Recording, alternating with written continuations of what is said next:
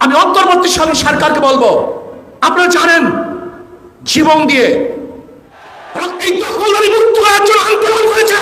আসসালামু আলাইকুম সম্মানিত দর্শক, শুরুতে ভিডিও টাইটেল এবং থাম্বনেল দেখে বুঝতে পেরেছেন ভিডিওটা কতটা গুরুত্বপূর্ণ হতে যাচ্ছে। তাই দর্শক ভিডিওটা সম্পূর্ণ দেখবেন এবং বেশি বেশি শেয়ার করে অন্যকে দেখার সুযোগ করে দিবেন এবং আপনার মন্তব্য অবশ্যই কমেন্ট করে জানিয়ে যাবেন। চলুন দর্শক আমরা সর্বপ্রথম ভিডিওগুলি দেখে আসি। আমি অন্তর্বর্তীকালীন সরকারকে বলবো, আপনারা জানেন জীবন দিয়ে, রক্ত দিয়ে এবং জীবনের মায়া ত্যাগ করে হাজার মানুষ 5ই আগস্টে যুদ্ধে অংশগ্রহণ করেছে। সেখানে মিথ্যা মামলার জন্য নয়, চাঁদাবাজি করার জন্য নয়, দখলদারি করার জন্য নয়, এই মানুষকে মুক্তি দেওয়ার জন্য, মানুষকে আজাদ করার জন্য। যদি আবারও মিথ্যা মামলা হয়, আমি প্রত্যেকটা থানা ঘেরাও করব এবং মিথ্যা মামলা তুলে নিতে বাধ্য করবো ইনশাআল্লাহ। মেরে ভাইয়েরা আমার, আমাদের বর্তমান অন্তর্বর্তীকালীন সরকার তিনি বলেছেন যে আমি ছাত্র কর্তৃক নিয়োজিত। আমি তাকে বলবো, এখানে যদি একটু কথা বলতেন তাহলে বৈষম্য বিরোধী আন্দোলনের মূল লক্ষ্য এবং উদ্দেশ্য প্রতিফলিত হতো। সেটা হলো আন্দোলনকারী লোকেরা আমাকে বসিয়েছে, আন্দোলনকারী লোকেরা বসিয়েছে। মনে রাখতে হবে, এই আন্দোলন 5ই আগস্টের আন্দোলন বিপ্লব এবং সংগ্রাম এবং স্বাধীনতা কোন এক ব্যক্তির, কোন এক দলের এবং কোন এক গোষ্ঠীর নয়। মনে রাখতে হবে, এটা বাংলাদেশকে যারা মুক্ত করতে চায়, জাতিকে যারা স্বাধীনতা ঘোষণা করতে চায়, যারা মানুষের অধিকারকে ফিরিয়ে দিতে চায়, এই আন্দোলন সবার আন্দোলন, এই আন্দোলন সবার আন্দোলন। এর জন্য আমি বর্তমান অন্তর্বর্তীকালীন সরকারকে বলবো, সংস্কার করুন। যেখানে যেখানে সংস্কারের প্রয়োজন আপনি সুন্দর মতো সংস্কার করুন। রাতারাতি যারা ক্ষমতায় যেতে চান, আমিও তাদেরকে বলবো, আগে দখল মুক্ত করেন, দখলদারি করার অভ্যাস ত্যাগ করুন, তারপরে দ্বিতীয়বার ক্ষমতা যাওয়ার স্বপ্ন দেখুন। 16 বছর কোথায় ছিলেন? আজকেই টাউন হলে সমস্ত জায়গাগুলি ব্যানার দিয়ে আটকিয়ে ফেলেছেন, ব্যানার দিয়ে আটকিয়ে ফেলেছেন। এর কারণটা কোথায়? এই দখলদারি মুক্ত করার জন্য আন্দোলন করেছে। একা দখল করবেন না? 16 বছর কোথায় ছিলেন? কি করেছেন? কোথায় ছিল আপনাদের ফেস্টুনি? কোথায় ছিল আপনাদের ব্যানার? আপনাদের কি পাওয়ার আছে আমরা জানি, আপনাদের কি শক্তি আছে আমরা সবাই জানি। খবরদার, স্পষ্ট কথা বলতে চাই, স্বৈরাচারী শেখ হাসিনার বিরুদ্ধে আন্দোলন করেছি, সংগ্রাম করেছি, রাস্তায় নেমেছি, বুক পেতে দিয়েছি, মানুষ শহীদ হয়েছে, মানুষ বিকলাঙ্গ হয়েছে, মানুষ আহত হয়েছে, নিহত হয়েছে, কিন্তু পিছপা হয় নাই। আমরা যোদ্ধার জাতি, আমরা রক্ত দিতে জানি, আমরা শহীদ হতে জানি, আমরা বুক পেতে সামনে দাঁড়াতে জানি।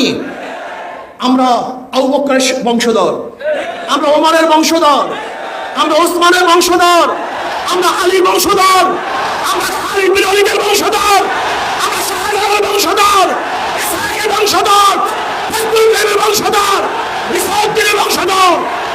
যদি বাংলাদেশ ইসলামের খেলাফ কেউ কথা বলতে চায়, কেউ চক্ষু উন্মোচন করে ইসলামের বিরুদ্ধে, কেউ আঙ্গুল তুলে, ওই আঙ্গুল ভেঙে দেবে ইনশাআল্লাহ, ওই চক্ষু পেছাবে ইনশাআল্লাহ।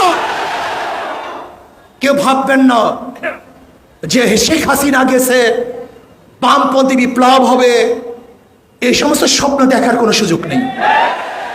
এই স্বপ্ন দেখেন না। বাংলাদেশের মানুষ সচেতন, ইসলামী ছাত্র আন্দোলনে বিশ্বাস করে। নীতি ও আদর্শের বাহিরে হাজার বার যদি দল পরিবর্তন হয়, হাজার বার যদি নেতা পরিবর্তন হয়, না, এদের শান্তি হবে না, এদেশে মানুষ মুক্তি পাবে না। এর জন্য আমাদের শায়খ ওমর সাহেব বরাল্লাহ মারকাতে বলেছেন, শুধু নেতা নয়, নীতির পরিবর্তন চাই। রুহানিয়াত ও জিহাদের সমানত প্রয়াস, যেখানে আদর্শ থাকবে না, নীতি থাকবে না, এদের মাধ্যমে দেশ পরিবর্তন হতে পারে না। জামাতকে বলবো, আপনাদের জন্য চরম সুযোগ চলে আসছে।